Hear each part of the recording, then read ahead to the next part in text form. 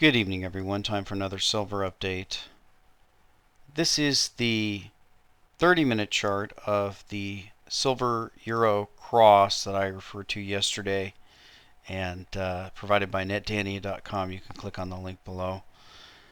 And my prediction was that we'd start to see divergence between the two as I expected silver to turn up before the euro, and if the euro continues down sharply, then silver will start rallying sharply, and gold probably too. That's what I expect. It's kind of held up so far. You can see the trend lines I've drawn. The euro is continuing down. You can see from this to this point, while the silver is continuing up. So they cross right here. So even though they were moving in lockstep at this point, they seem to be diverging, and we're expecting a wider divergence. Even if the euro breaks down from here, I expect that silver will continue up unless there's a catastrophic decline in the euro that's so drastic that it brings the stock markets down and it brings everything down with it, and that's going to be a deflation scare. We're going to talk a little bit about that in the question of the day. We're also going to talk about the euro some more when we get to the main story of the night. Now, the gold chart is, we want to go out to a longer term view. Gold still seems to be forming the flag formation. It can be drawn any number of ways, but it's a descending pennant. Seems to have a bit of room to run. If we get a breakdown below this bottom line here, then obviously we're going to be looking at new lows, and silver may follow. The crude oil chart has been very interesting because it's trying to get below 90, and it seems to be rolling over, but it's having a hard time getting much lower. The support line for the long-term trend line is going to be around 86 by the time we get there, so there isn't much downside left. And then, of course, the US dollar itself is rallying in that long-term bear market, and we have just ticked above that trend line that I drew yesterday, and you can see we've just ticked above it. So that may presage a substantial rally. That is quite possible. Of course, it's my opinion that the dollar is basically dead man walking, and we'll get to that when we get to the main story of the night. So, getting to the question of the night, this is from Hermes, and the question is, where does it all go? Hi, Brother John F. I've been following you for quite some time, and I'm stacking silver little by little every month as my personal savings. Now, that's absolutely the way to go. Certainly, there's a lot of people who get upset when silver goes down, and there's a lot of people who overextend themselves. This is absolutely the way to go, stacking silver little by little every month as personal savings. So, excellent take on things. I'm following the markets via NetDania's mobile app as a curiosity more than a real interest. I firmly believe that gold and silver are the only real safe haven to keep your wealth. What fascinates me and sparked this question are what happens to all the money/wealth when all stock markets fall together with precious metals, the paper market. Where does all the money go? Are everybody selling off their paper assets and putting the money in the bank as the stock market as a whole is falling? I'm looking at today when the stock markets across the board, US, Europe, Asia, is falling. The only thing gaining is the dollar, but not by much. Perhaps there are logical explanation to this, but I would very much appreciate your view on this. This Hermes from Sweden, so that's why his English isn't perfect, but fairly well done. So, excellent question, and the question is, when all of these markets fall together, and we have seen scenarios like that where all the markets fall together, the question is, where does the money go? Well, generally the money is going, when we have these kind of panics, is flowing into the treasuries, and we're going to look at that when we look at Jim Willie. But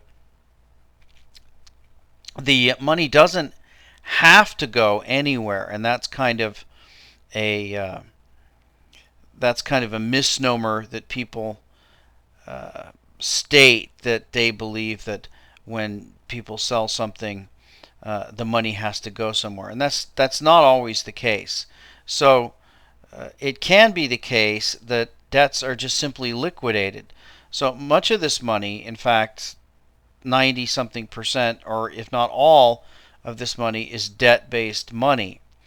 So when the debts liquidate, they can actually be extinguished, and that just simply means that the debts that existed go out of existence, and the money just disappears. It goes poof. It's extinguished. So if you want to imagine a little scenario, imagine if you had three neighbors, and they had very good credit lines with their banks for some reason or whatever, or some other source of money. It doesn't really matter. You can imagine if these three neighbors all started loaning each other money to play the stock market, and let's say they neighbor A loaned his buddy 200,000, and then the other neighbor B loaned his buddy 200,000. They all loaned each other 200,000. They all went and put the money in the stock market, and they were all making money for a while. And of course, that activity by them and everyone else tended to drive up the stock market, so everybody was making money on paper. Now you can imagine a scenario where the stock market started down, and they started selling, and neighbors A, B, and C all ended up selling, had to get out because they were starting to show a loss, liquidated their positions, paid back the debts that they owed, and then they owed a little bit more, and they went back to where they were before they borrowed the money, and they lost a little bit more as well. So there's a situation where the debts have been extinguished. The money didn't really go anywhere. They didn't take the profits that they had from selling the stock and sink them somewhere, because they didn't have any. They just borrowed a whole bunch of money, and then when it started going against them, they liquidated it, and they really didn't have anything left to show for that. So debts can be extinguished, and that's the type of system that we have that requires there to be more and more debt being created on a continual basis, and otherwise the system can turn on itself and end up in a deflationary spiral where the debts are all extinguished at the same time, and you get a deflationary crash. I don't think they're going to let that happen. At least they're certainly trying very hard to not let that happen. That leads us to our topic of the night, and that's the latest Jim Willie. And he really tackles the bond bubble or balloon that we have going on here. And it's really insane when you think about what's going on. He mentions the fact that Southern Europe is 5 and 6% bond yields. We're sitting here in the United States with ridiculous 2% yields on the 10-year note. So we're living in insane times when it comes to this bond balloon that we have, that has been blown up with all the money chasing into these bonds, including the Federal Reserve. So let's read a little bit of this. Can't read the whole thing. The ultimate problem, without any doubt whatsoever, the ultimate problem is that the bond market cannot defy the natural forces, gravity on the tower. He's making an analogy about the Tower of Babel. From enormous new supply coming to the U.S. T-bond market, higher tower, in the form of $1.5 trillion deficits, and keep the bond yield at 0% for the Fed funds and under 2% on the TNX, 10-year note. Essentially, the 0% rate is an engineering display of the most extreme arrogance. It is tantamount to placing the buttress support structure in a very low position. The sovereign bonds of Southern Europe, with their 5 or 6% bond yields, have the equivalent of buttresses placed in very high positions, sufficient to endure the whips and sways from the high winds and routine vagaries dealt by the never-ending global financial crisis. In my opinion, the global financial crisis is far more than that. It is instead a global monetary war to preserve the U.S. dollar supremacy at all costs, with victims being the Western banking systems and the Western economies. The entire platform that supports the major fiat currencies is collapsing, namely the sovereign bonds. The platform is breaking at its weakest points, where it has non-homogeneous planks in Southern Europe that do not fit together. Imagine how the U.S. Treasury bond market would look if all 50 states had their own sovereign debt as components to the entire U.S. government. Imagine each year the $1.5 trillion in debt were apportioned at 15% to California, 4% to Texas, 8% to New York, 8% to Florida in shared responsibility. Imagine each state had its own bond traded in a market that strived for equilibrium, each with a unique bond yield, all tethered to the U.S. dollar. The United States would fracture in 6 months from the stress, not the least factor for which would be the apportionment of syndicate banker benefit and divvying up the war costs. That is Europe in parallel.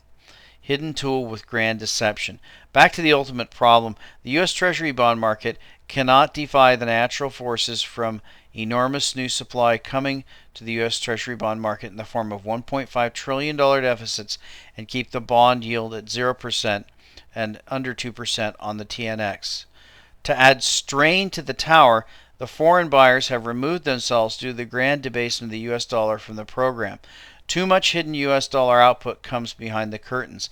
They are disgusted that U.S. bankers make unilateral decisions on central bank monetary policy, like setting the 0% rate, like monetizing another $1 trillion in U.S. T-bonds or U.S. agency mortgage bonds, like consenting to lavish executive bonuses to those responsible for fracturing the global financial ramparts, all done without consulting foreign creditors.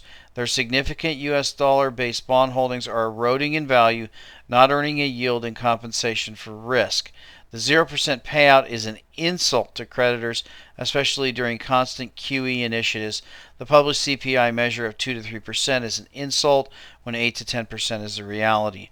Many inexperienced observers, naive bank analysts, clueless fund managers, and deceptive news anchors fail to ask the basic question of how the U.S. T-bond market can continue with 0% when supply is an annual flood of $1.5 trillion in new debt, while the demand is vanishing from the absent foreign creditors. It is hardly a mystery. The visible piece is the U.S. Fed itself, with its awkwardly named quantitative easing initiatives, which make it sound so sophisticated and professional.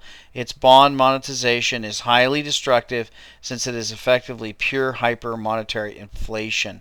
The wayward financial market mavens crave even more QE, even more monetary inflation flows to aid the market, without realizing the utter destruction of capital.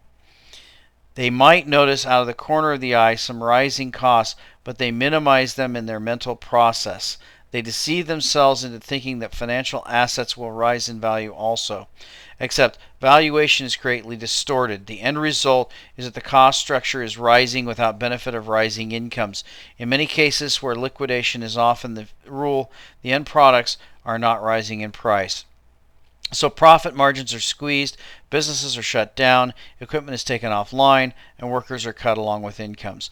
The zinger is the globalization concept when China hit the scene. The Western economies cannot withstand the competition. The West has in effect replaced much of its legitimate income sources with debt from dubious areas like home equity. The home foreclosure movement is a direct consequence of Chinese industrialization.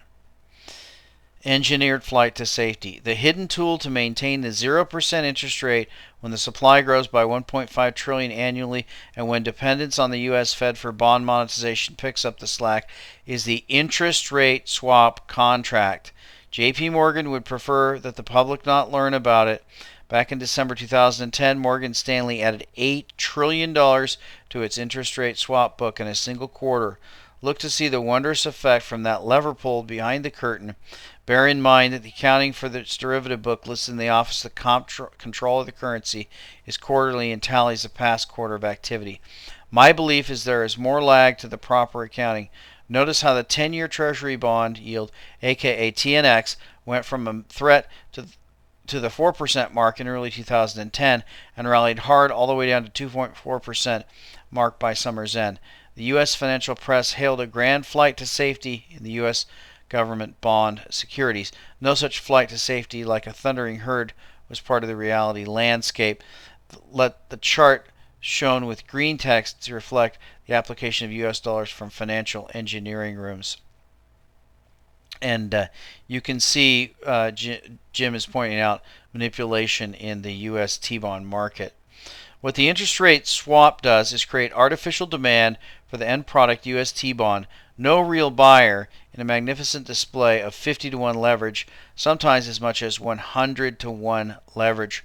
Repeat that. No real buyer of the U.S. T-bond, all artificial, all coming from IRS swap device. Few bond experts even realize this fact of bond life. The pronounced effect on the U.S. bond market brought about a change in sentiment and reinforced the phony notion that investors were flocking to U.S. T-bond market for safety. The reality was exactly the opposite. Bill Gross of PIMCO was exiting the U.S. T-bond market. A slew of foreign creditors exited the U.S. T-bond market. The bank analysts were confused, unable to explain the rally in demand was vanishing, or the rally in U.S. T-bonds and falling bond yields when supply was growing in a big way but demand was vanishing. The U.S. Fed had to admit its bond purchases within its QE initiative in order to explain the inconsistency. The huge annual deficits and departure of bond buyers forced the U.S. Fed into the open, where they had to admit their QE and its hyper monetary inflation. And he goes on, he explains how the debt downgrade was met with a big manipulation in the bond market to prevent interest rates from rising. It talks about how interest rates are stuck at zero forever.